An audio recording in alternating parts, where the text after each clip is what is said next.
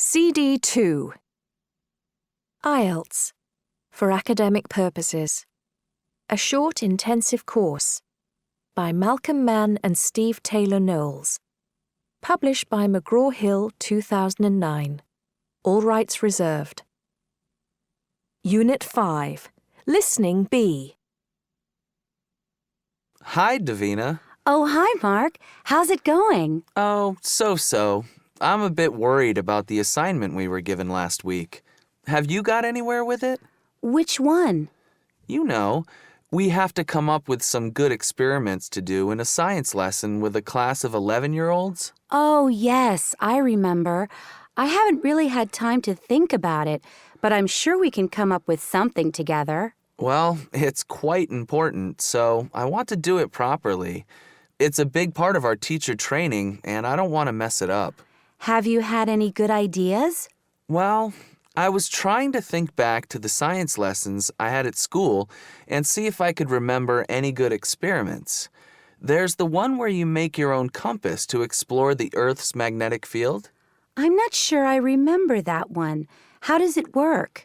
You take a needle and rub it with a magnet to magnetize it. Then you put it on top of a bowl of water using a small piece of tissue paper, and when the tissue paper sinks, the needle floats on the water. Oh, right. Well, a compass tells you which way is north, so how does a needle do that? Because it's free to move around, it lines up with the magnetic field of the Earth and points north to south. It's pretty elementary stuff, really, but it's quite interesting. Sounds like a good start, but we might need to develop it. It doesn't sound like it's substantial enough to form a whole lesson. That's true. That's why I was having problems. I wasn't sure what else to do with it. Do you have any ideas? Let's see. I remember doing something in science lessons with bits of iron filings. Oh, yes. I remember that too. Do you remember the details? I think you take a magnet and put it under a piece of card, and then you tip all these tiny bits of metal onto the card. They form curved lines around the magnet, and you can see where the magnetic field is, running from the north to the south poles. That would link in nicely with the other experiment. Yes, it would. It's still not quite enough, though. It would be good to have one more activity. Well, I've got my laptop here, and I think this place has Wi-Fi. Why don't I boot it up, and we'll have a quick look online for a few ideas. Good idea. Unit 5. Listening D. Right. I'm online. Let's see. I'll type experiments with magnets into Google and see what comes up. Here we go. Try that first one. Science tips for teachers. It looks like the right kind of thing. Okay. Welcome to the Science Tips for Teachers website. Choose a topic below to continue. Right. Magnetism. Here it is. Oh, there are lots of experiments here. We should find something. What about this one? Let me see. Yes, it sounds like the right kind of thing. I'm sure the pupils would really enjoy estimating the strength of magnets. Sounds a bit complicated, though. Well, it is if you want to build an electronic device, but there's a simpler option here. What you do is fill a small bowl with paper clips or small ball bearings. Those are those small metal balls you get inside machines. Apparently, you can buy lots of them, and it says they're very cheap. I suppose you could use anything, really, as long as it was small enough and made out of iron. Yes, I suppose so. Oh, yes, that's what it says here. Okay, then what? Oh, I see. The idea is that a stronger magnet will pick up more of the objects. It must be difficult to count them, though. No, I don't think so. Not if you drop them into another container. Then you wouldn't even need to count them one by one. You could just find out the weight and compare one magnet to another. That'd be quicker. Good idea. Right. I think that's a good plan for a lesson then, isn't it? We've got 3 activities on the same subject, and each one should take about 15 minutes. I think that'll be quite fun. Can't wait to get into the classroom and actually try it out with some real live 11-year-olds. Well, we need to get our supervisor's approval first, but I agree that it sounds right. Why don't we meet later today and write some of our ideas up to present to Mr. Westwood? Okay, let's say 6 at my place. See you then. Unit 5. Speaking A. I'd like to tell you about a science program I saw called The World Around Us. It's a program for young people who are interested in science, and it's on a satellite channel called Science TV once a week. I don't usually enjoy watching science programs on TV, but this one looked interesting. It was about life at the bottom of the ocean, and to start with, they explained that it's very cold, and there's no light, so any animals have to be specially adapted to those conditions as a result. They showed some creatures which even produced their own light.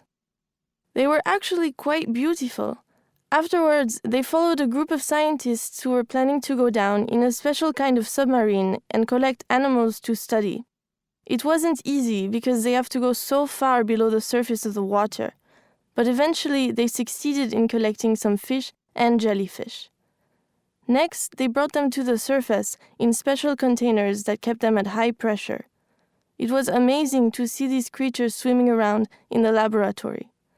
In the end, they could only keep them alive for a short time, but they managed to get some great film of them.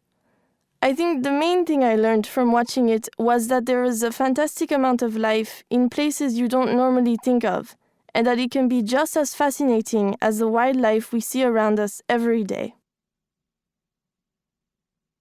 Unit 5. Pronunciation. 1, Psychology. 2, Pneumonia. 3, Psychiatry. 4, Listen. 5, Fasten. 6. Soften. Unit 5. Exam practice. Listening. You'll hear 2 university students discussing experiments. First, you have some time to look at questions 1 to 5.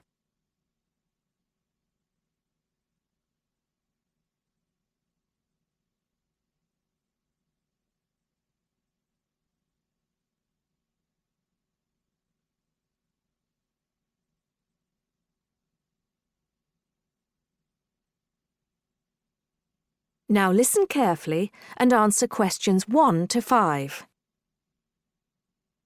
Hi, Al. Sorry to interrupt you when you're having your lunch, but I wanted to ask you a favour. Oh, sure, no problem. Sit down, Josie. I've finished anyway. What do you need?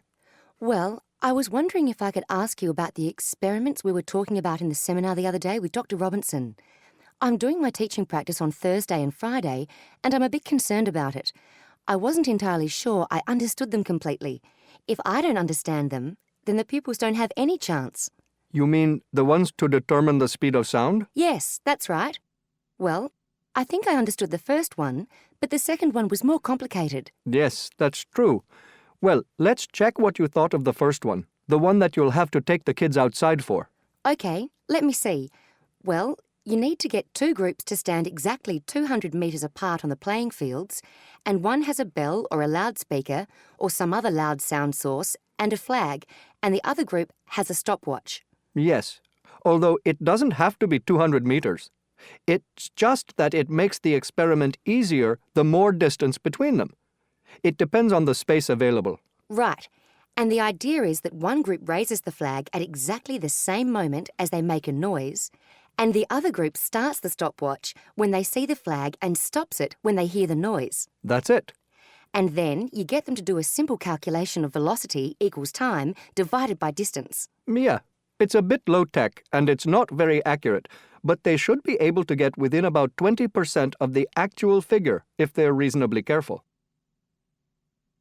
Before you hear the rest of the conversation, you have some time to look at questions 6 to 10.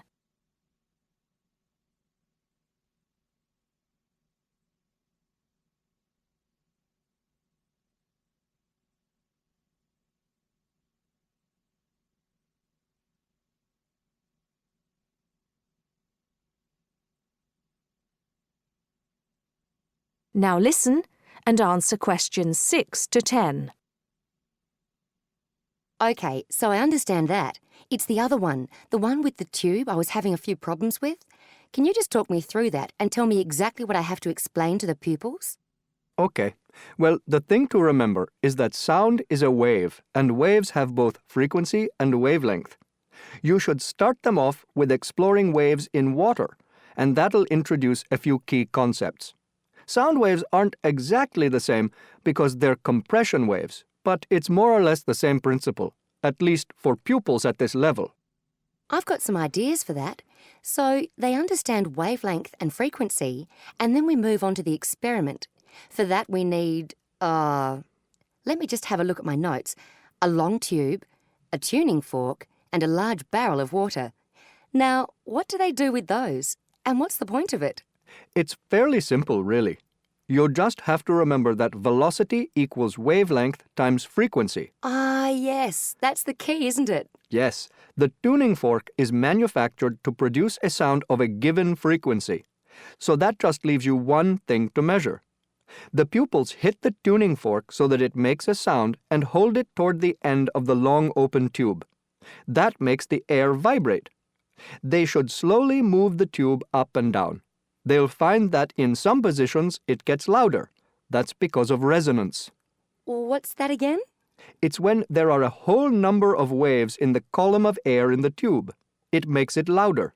They then measure the length of the column of air, and they can work out the wavelength from that. And that's more accurate than the other experiment? Well, it is if the pupils take an average using different tuning forks. It should be much more accurate. Thanks, Al. That's clear to me now. I can't think of any more problems. Just make sure that the pupils keep good records. You need to tell them how important that is.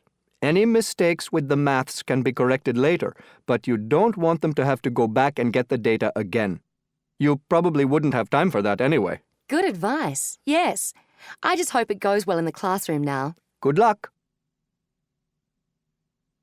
Unit 6. Listening B. Good morning, everyone, and welcome to the third in this introductory series of lectures on broadcast media. Last week, we discussed some of the roles involved in producing programs for broadcast, and I'll be recapping that before moving on to look at the production process as a whole, giving you an overview. The lectures for the rest of the term will then look at various aspects in more detail and consider some of the wider issues. Media production is usually a very complex process, and a number of people are involved in any program, whether for radio or TV, with the most senior figure having a direct interest being the commissioning editor. He or she will usually be responsible for putting the rest of the team together and selecting producers, who may well work for an outside production company. We'll be looking at the role of outside production companies and the role they've played in changes in the broadcasting industry over the last 20 years next week. The producer or producers will work closely with the person responsible for commissioning to select directors. These might have full or associate status, depending on the number selected and the complexity of the project. These people form the core program management team and will select the creative talent, including writers and actors, as well as all the technical staff, such as editors, electricians, camera operators, makeup artists, etc. So, those are the key personnel involved. Let's move on now to have a look at the production process. Unit 6. Listening D. Although the details may vary, The general outline of the production process will be the same, whether it's for a documentary, a soap opera, or a drama series. Other program genres may omit some stages.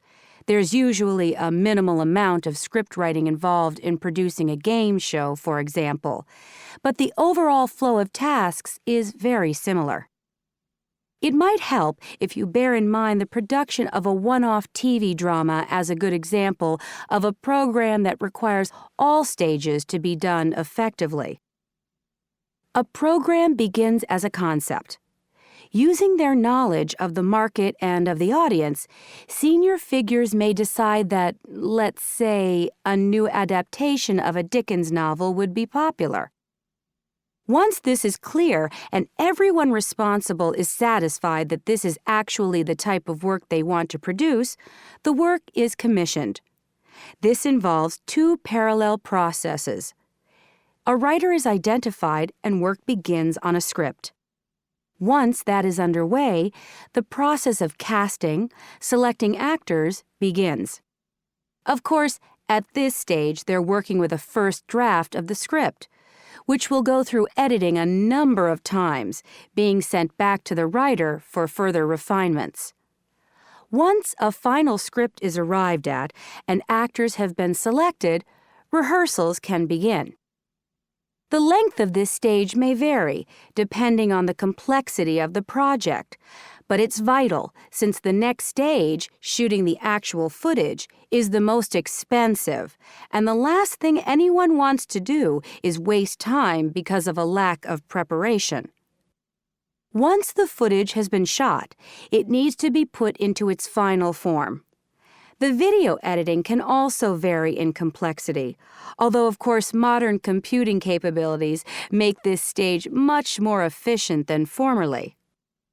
They have also had considerable effect, though, on audience expectation, so it's important not to get the impression that this stage has become easier, although perhaps it has become less routine.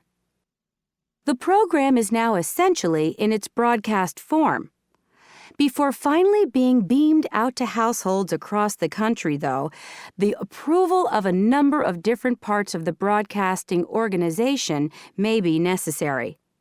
This can range from the original commissioning editor to senior management, or even lawyers in the case of more controversial subjects. Now, does anyone have any questions about what we've covered so far today? Unit 6. Speaking A. Well, of course, the media are usually considered to be a form of entertainment. I do think that they can play an educational role too, though. Take newspapers, for example. I believe that they should provide people with all the information they need to understand what's happening in the news. They should explain to people what's behind the stories. Other media, like television, are better at entertaining people, but they should be educational as well. I think this is even more important with children's programs. For example, if they make a drama for children and it contains controversial issues, they should also make other factual programs about it. That way, children can learn about the problems and be entertained at the same time. So, yes, I think the media should both entertain and educate. Unit 6. Pronunciation.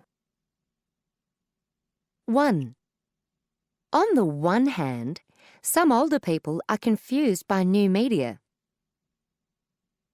2. On the other hand, many older people are comfortable with new media. 3. In comparison with older people, young people tend to read blogs more often. 4. In contrast to young people, older people often prefer more traditional media. Unit 6. Exam practice. Listening. You'll hear a lecturer talking to students about a printing process. First, you have some time to look at questions 1 to 5.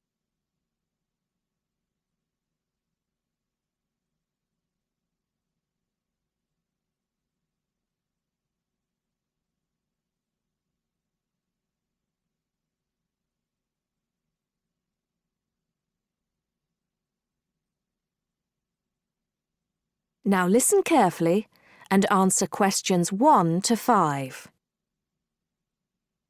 As I've made clear in earlier lectures, many different solutions have been proposed to the basic technological problem of getting meaningful marks onto paper.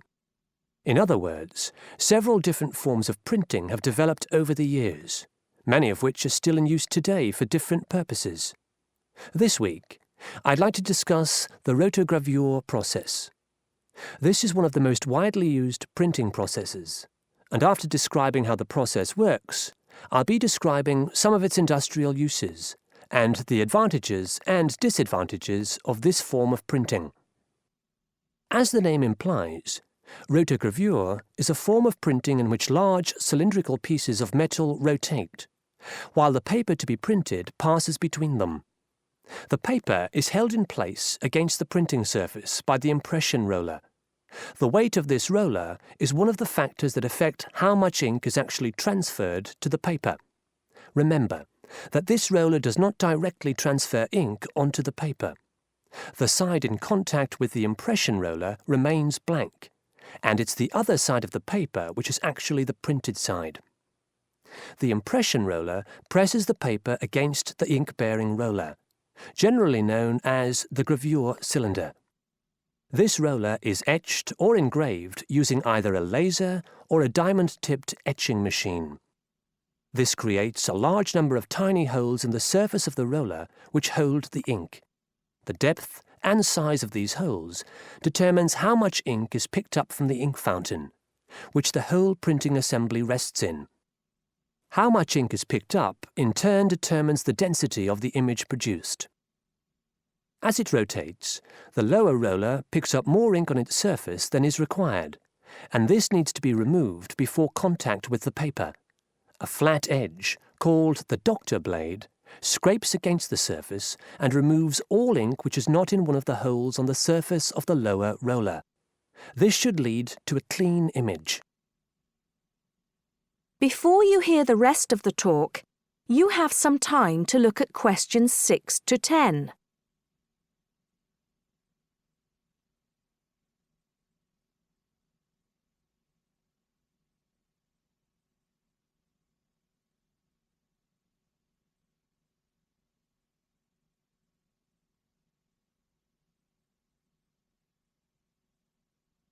Now listen and answer questions 6 to 10. Now that we understand a little of the mechanics of rotogravure printing, I'd like to look at it in the wider context of the printing industry and discuss the main uses. One of the main advantages of the rotogravure process is that the amount of ink which can be transferred to the paper is high compared to other printing methods. This means that a broad density range can be produced. In other words, with rotogravure, it's possible to produce many different light and dark shades, making it particularly suitable for reproducing photographs and fine art. For shorter print runs, some other processes may give a finer image, but rotogravure is ideal for jobs that involve printing, for example, 1 million magazines. One common place where you'll see printed matter that has been produced by rotogravure is in the advertising material that is often inserted into Sunday newspapers. Of course, it's not just paper that can be printed by rotogravure. It's a very flexible process, since the rollers used can be made to any size required. Whether it's consumer packaging or large rolls of floor covering that need to be printed, rotogravure is a relatively cheap, quick method that is used in a variety of industries. This isn't to say that rotogravure is without its disadvantages. Probably the main drawback is the fact that, with large areas of color, the dots are visible, even without using any kind of magnifying aid. Now, Does anyone have any questions about the rotogravure process? Unit 7. Listening B. 1. So I suppose we should mention something about the history of sign languages, shouldn't we? I mean, I know that's not the main focus of the presentation, but I don't think we can just ignore it. Do you? No, I guess not. But we don't want to waste too much time on that. How about in the introduction, I just say that if anyone's interested in the history, we've got a brief overview in the information pack we're giving them. Yes, good idea. Let's do that. 2. Now, one of the things we'll need to get across is that sign language is much more than just moving your hands in front of your chest. The three-dimensional sign space, you mean? Yes, it's probably best for us to demonstrate that, isn't it? Yes, that could be very good actually. You're better at signing than me, so you can demonstrate some different sentences which show how the space is used, and I'll comment on them as you do them. Fine. We'll have to write them beforehand, of course. Oh, absolutely. 3. Now, what about the differences between different sign languages? Yes, I've been thinking about that. Now, neither of us actually knows a lot about that, and there are some great clips on YouTube on the differences between British and American Sign Language and between American Sign Language and Chinese Sign Language, so maybe we should show them. We've got an internet connection in the seminar room, so it should be easy to do. Okay. Can you get the links ready then? You can introduce them too, if you like. Fine. Unit 7. Listening C. One of the things I think we should cover somewhere is all the myths about sign language. What do you mean exactly? Well, you know, all the things that lots of people believe that aren't really true. You mean things like believing sign language isn't real language, that it's more like doing gestures and doesn't have any grammar, things like that? Yes, exactly. And even things like the fact that there are lots of different sign languages and signers who use American Sign Language can't really understand signers of British Sign Language or Australian Sign Language for that matter. Well, maybe that's a good place to start the whole presentation off. You say a myth, then explain that it's not true. Then I say one, then you again, and we alternate like that. Good idea. Let's make a list of all the myths we want to focus on in a minute. You just mentioned grammar though. We're going to have to show briefly how sentences are put together, aren't we? And how things like tenses are formed. How should we do that? Well, actually, I found a great site online with loads of information about that. Maybe we could print out some of the information, photocopy it, and put it in the booklet we're going to give to everyone. When we're going through the myths at the start, we can say that we've got examples of grammatical elements in the booklet. What do you think? That sounds sensible, as long as the information we give them is clear. Oh yes, it's great. There are loads of pictures with a simple explanation under each one. Excellent. I can't wait to see it. Now, what else? Well, you and I are going to be signing quite slowly, aren't we? I mean, we're really not very good. It would be good to make the point that expert signers sign extremely fast. I'm sure I can find a short clip on one of my DVDs that'll show how fast they are. Shall we include something like that? Yes, definitely. The faster the better. One thing we should bear in mind about all the recorded clips we're going to use is that they only usually show standard sign language. I'd like to make the point that just like spoken languages, sign languages have regional variations, and people sign differently sometimes depending on their educational background, how they learnt, how long they've been signing, things like that. That's a very good point. We're probably not going to find any video clips of that, though, are we? But if we could find some examples in some of the books, maybe you or I could demonstrate that a bit. Yes, I'll have a look through some of the textbooks I've got and see what I can find. Great. Oh, do you know what else we should include? Finger spelling. Oh, yes! In fact, that should be one of the myths. I think a lot of people still think that signers spell out every letter of every word. We should point out that that's not true, but then explain that, of course, there are signs for each letter, and then on the information sheets, we can include the signs for the English alphabet in some of the different sign languages. And we can encourage them to learn one of the alphabets at home. Unit 7. Speaking A. Student 1. I'm not really concerned about speaking, listening, and reading, to be honest, as I think I'm quite good at them, and I've got good marks in the practice exams we've done, but I don't feel very confident about writing essays and descriptions.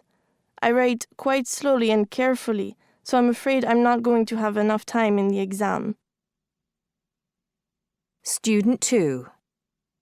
Well, the main reason is that I've applied to study at a university in the UK, and they need proof that I can speak English. They accept several different qualifications, and one of them is the IELTS. As there's a school near me that prepares students for IELTS, it seemed sensible to take that exam. Student 3. There's not much I don't like, except the fact that for each listening part, you only listen once. That's difficult, and I'm not used to that. Apart from that, I think it's a good exam. Student 4. I haven't had long to get ready, only about 2 months. So I've been doing a short course on my own. It's not easy studying on your own, but I think I know what I have to do in the exam now. And I think my grammar and vocabulary have improved since I started. Basically, I do the exercises in the books. Then I check my answers. When I get things wrong, I make sure I understand why. Unit 7. Pronunciation. 1. Let's separate the phrases into 2 separate groups. 2.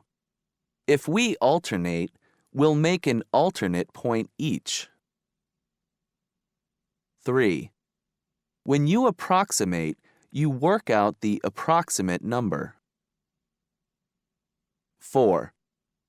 Who's going to be present when I present the findings? 5. If you perfect something, you make it perfect. Unit 7. Exam practice. Listening. You'll hear 2 university students planning a computer programming lesson. First, you have some time to look at questions 1 to 4.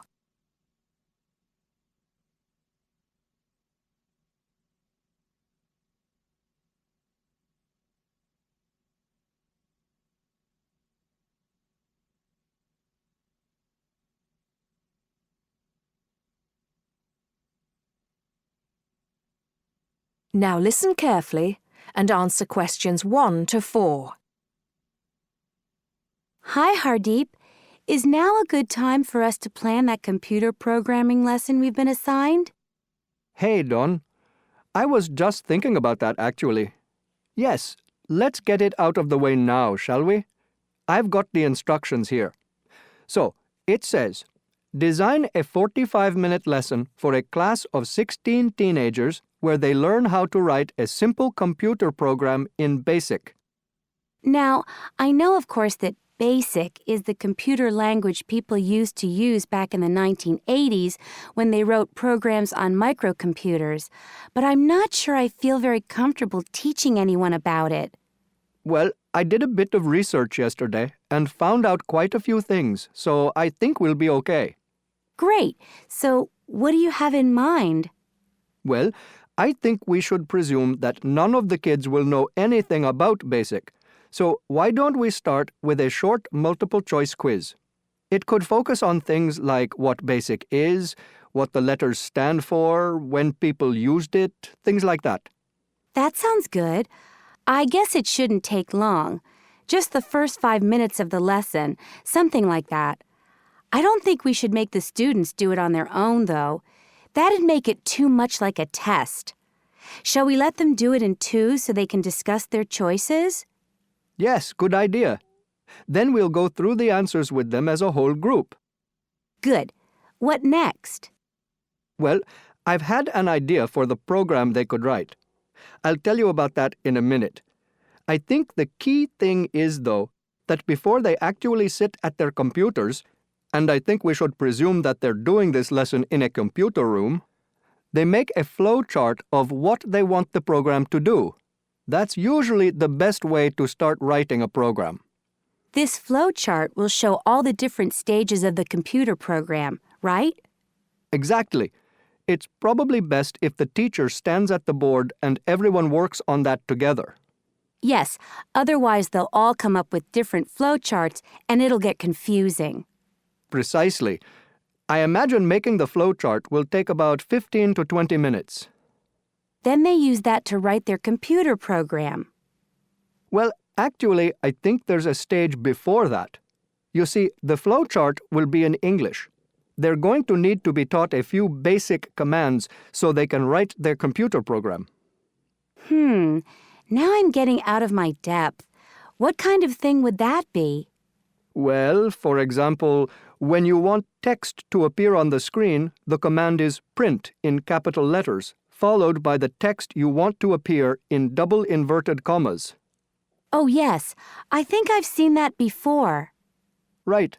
So they'll need to be taught 5 or 6 commands before they use them to write their program. Okay, so how shall we do that? With the teacher talking to the whole class again? Well, we could, but it might be more fun to make it more like a competition, where there are a few teams competing against each other. Each team has maybe 4 or 5 people in it, and they have to do some kind of matching task. You know, they match the command print with to make text appear on the screen, something like that. That sounds good. Teenagers love competing with each other. Exactly. And then, for the final part of the lesson, they use their flowchart and the commands they've learned to produce the program. Let's presume, shall we, that there are 8 computers in the room, so that's 2 students for each computer. That sounds reasonable. So, tell me more about your idea for the computer program they're going to write. Before you hear the rest of the conversation, you have some time to look at questions 5 to 10.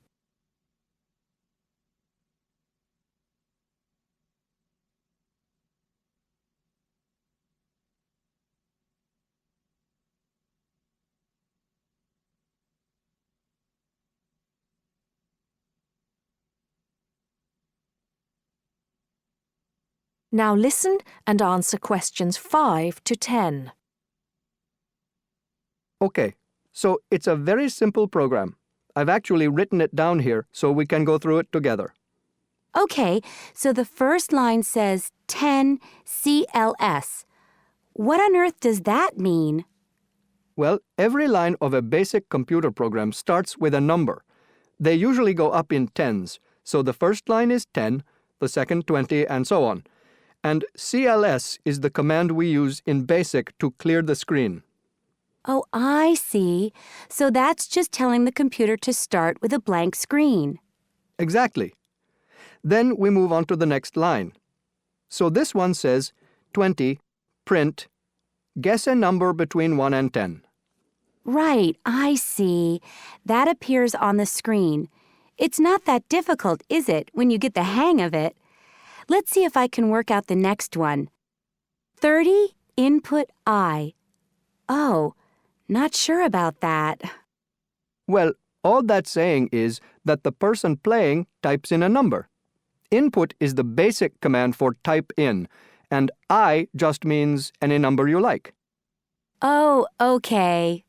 Then what happens next depends on what the number is. So we've got 40 if I is less than 1, or if I is greater than 10. Then print. Bad choice. Right. So if they type, say, 0 or 11, that appears on the screen. Exactly. And then this next line takes them back to where it asks them to type in a number between 1 and 10. That's line 50. I see. And line 60 says, if I equals 6, then print. Correct. Ah, okay. So if they've typed 6, they've got it right. And if they haven't typed 6, which is the next line, then try again comes up on the screen, and that takes them back to where they choose another number. It's clever. Well done. Unit 8. Listening A. Most people know him as the greatest writer in the English language. Many even consider him to be the greatest dramatist the world has ever seen. We are, of course, talking about Shakespeare. And today we're going to start by looking at some of the myths that surround the life and works of William Shakespeare. One myth is that Shakespeare was born on and died on the same date, the 23rd of April, or St. George's Day. Well, yes, we do know for sure when he died, the 23rd of April 1616. We don't know for certain, however, when he was born. This myth can be traced back to an 18th century writer who mistakenly wrote that Shakespeare's birthday was April the 23rd. Perhaps it was, but there's really no proof. What we do know was that he was born in Stratford-upon-Avon, the son of John Shakespeare and Mary Arden, a fairly wealthy couple, in 1564, and that he was christened, or baptised, on the 26th of April. Was he 3 days old or 3 weeks old when he was christened? The truth is, we don't know, and probably never will. Unit 8. Listening B. We do know for certain when Shakespeare got married. That was on the 27th of November, 1582. He was 18, and his wife, Anne Hathaway, was 26. 6 months later, she gave birth to a daughter, Susanna, and about 2 years after that to twins, a boy called Hamnet and a girl, Judith. When he was 11 in 1596, Hamnet sadly died of unknown causes. Now, of course, there's the well-known myth that it was grief over Hamlet's death that led Shakespeare to write the play Hamlet. In fact, academic opinion is divided on this. Some academics argue that there's really no connection between the two names. Others argue that, at the time, Hamlet and Hamnet were considered to be the same name. Once again, we may well never learn the truth. Unit 8. Listening C. The twins, Hamnet and Judith, were born in 1585. And it wasn't until 1592 that Shakespeare began to be mentioned in connection with the London theatre world. The years in between are often referred to as his lost years, as very little is known about where he went and what he did. There are many myths about that period. One says that Shakespeare had to escape from Stratford because he'd been caught doing something illegal, in fact, poaching, and was about to be prosecuted. Another says that his first job in London connected to the theatre was looking after the horses of wealthy theatre-goers. Another myth says that he taught at a school. They may be true, but they may not. All we really know is that Shakespeare did indeed move from Stratford to London, and over hundreds of years people have suggested these theories as to why, but there's no strong evidence to support any of them. Because he's so respected today, it's easy to forget that not everyone has always considered Shakespeare to be great. Indeed, as you'll recall, we said that it was in 1592 that Shakespeare is first mentioned in relation to his career as a playwright. This wasn't a glowing review of one of his plays, though. On the contrary, it was a vicious attack by the playwright Robert Greene, who accused Shakespeare of arrogance in thinking he could write plays as well as university-educated playwrights such as Christopher Marlowe and Robert Greene himself. Because, of course, Shakespeare never went to university, and his success was bound to upset people who did. And for Greene to condemn Shakespeare like that means that by 1592, Shakespeare had already found success. Greene wouldn't have wasted his time attacking someone no one had heard of. Unit 8. Speaking A.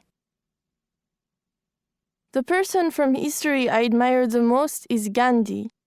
When he was living in South America, or rather South Africa, he was working as a lawyer and he helped the poor.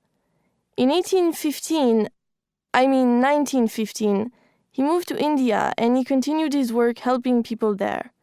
The thing I admire most about him is that he was completely opposed to all forms of violence.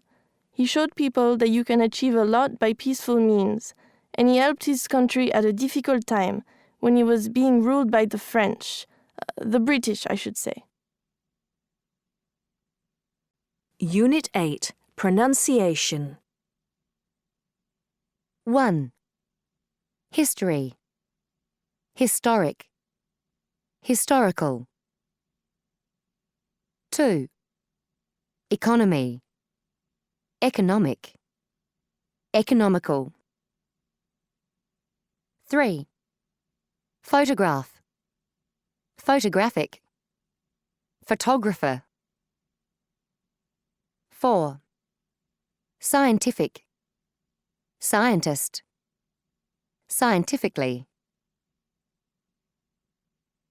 Unit 8, Exam Practice. Listening. You'll hear a lecturer talking to students about the museum service. First, you have some time to look at questions 1 to 3.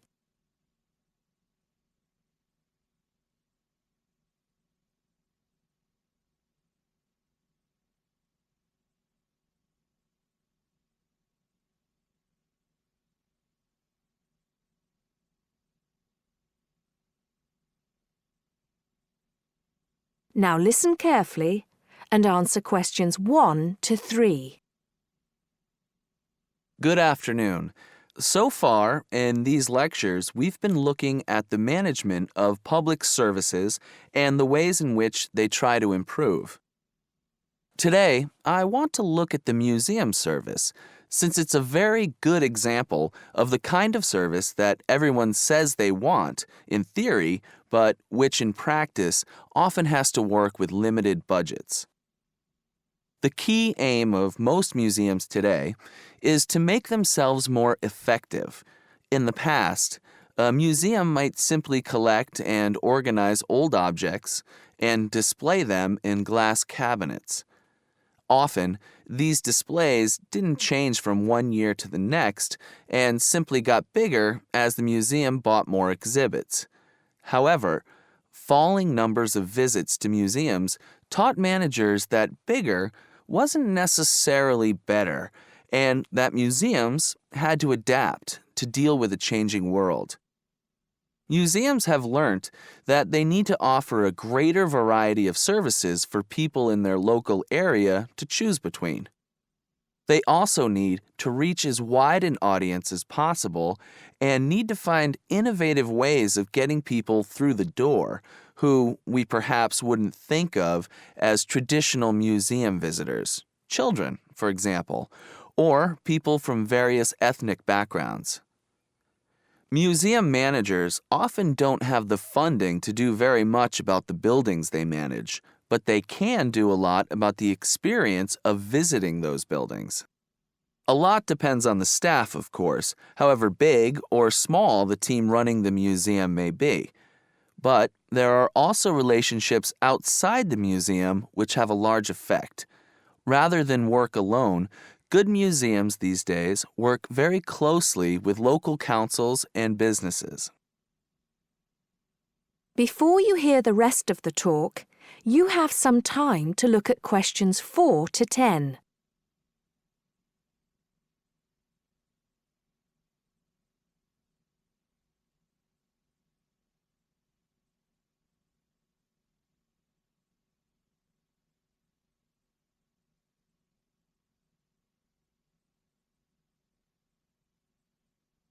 Now listen and answer questions 4 to 10. These relationships can be quite complicated, and it's important to understand the different responsibilities. Most museums find that there are things that are the direct responsibility of staff, such as planning and designing new public displays, and there are things that they need outside help for. I'd like to go on to consider some of these areas.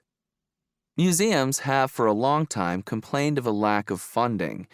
They're often not at the top of the list when it comes to local councils deciding what to do with their money. This has led to museums seeking alternative sources, And the local business community has been a valuable partner. More often than not these days, you'll see that an exhibition is sponsored by a business that has some connection to the subject. Their logo will appear on any promotional material that the museum produces to advertise its events, such as leaflets and ads in the local press.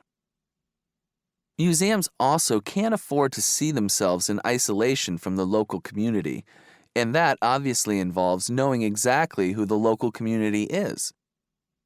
In most museums, the staff themselves will come from the town or city where the museum is located and should have some knowledge of the needs of local people. However, they will usually rely heavily on studies done by the local council, which tell them what people want from their museum service. Once they have that information, it's then up to the staff to decide how they're going to get the people of the area more involved in the museum, either as visitors or even possibly as volunteers. Apart from the exhibitions, museums provide a whole range of activities, including things like talks or workshops on subjects that local people may be interested in. The museum staff probably lack the expertise to talk on many subjects, and so it usually means inviting speakers from different places, possibly even from different countries. This is exactly the kind of thing that museums will try to do in partnership with companies from the local area, who are often willing to pay for speakers if their brand name is displayed at the event. Museums, of course, need various well-maintained buildings. It's important that people can access the museum services easily and comfortably, and it will usually be the local authorities who are responsible for that. This funding is, of course, ultimately provided by local people through their taxes. End of CD 2.